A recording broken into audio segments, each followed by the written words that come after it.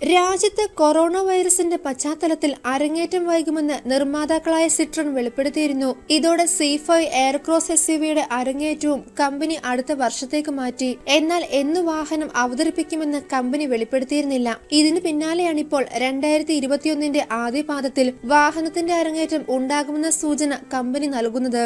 Indian വിപണിയിൽ വലിയ പ്രതീക്ഷകളുണ്ടെന്ന് company അറിയിച്ചിരുന്നു. അടുത്തിടെ അഹമ്മദാബാദിൽ കമ്പനിയുടെ ഷോറൂം ആരംഭിച്ചിരുന്നു.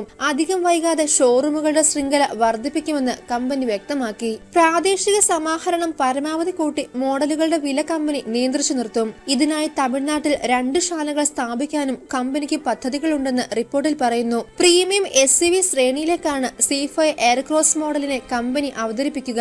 അതുകൊണ്ട് തന്നെ ഏകദേശം 25 ലക്ഷം രൂപ വരെ വാഹനത്തിന് എക്സ് ഷോറൂം വില പ്രതീക്ഷിക്കാം. ഇതിന് പിന്നാലെ വില കുറഞ്ഞ മോഡലുകളെ മറ്റ് ശ്രേണിയിലേക്ക് എത്തിക്കുമെന്നും കമ്പനി അറിയിച്ചിട്ടുണ്ട്. പിന്നാലെ 2023 സിട്രോൺ നിരയിൽ നിന്നും 4 മോഡലുകൾ കൂടി വിപണിയിലെത്തിക്കും. തുടക്കത്തിൽ 10 നഗരങ്ങളിൽ മാത്രമേ വാഹനം വിപണിയിൽ എത്തുകയുള്ളൂ. എന്നാൽ ഏതൊക്കെ നഗരങ്ങളിലാണ് വാഹനത്തെ അവതരിപ്പിക്കുന്നതെന്ന് കമ്പനി വ്യക്തമാക്കിയിട്ടില്ല.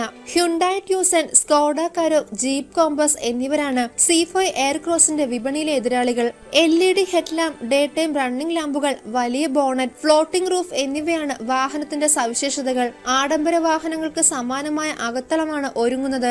ലെതറിൽ പൊതിഞ്ഞ സീറ്റ്, സ്റ്റിയറിംഗ് വീൽ എന്നിവയും 8 inch infotainment system, 12 inch digital instrument cluster, automatic AC എന്നിവയാണ് അകത്തളത്തെ ആഡംബരമാക്കുന്നത്. 2 ലിറ്റർ ഡീസൽ എഞ്ചിൻ ഓപ്ഷനിൽ മാത്രമാകും വാഹനം വിപണിയിലെത്തുക.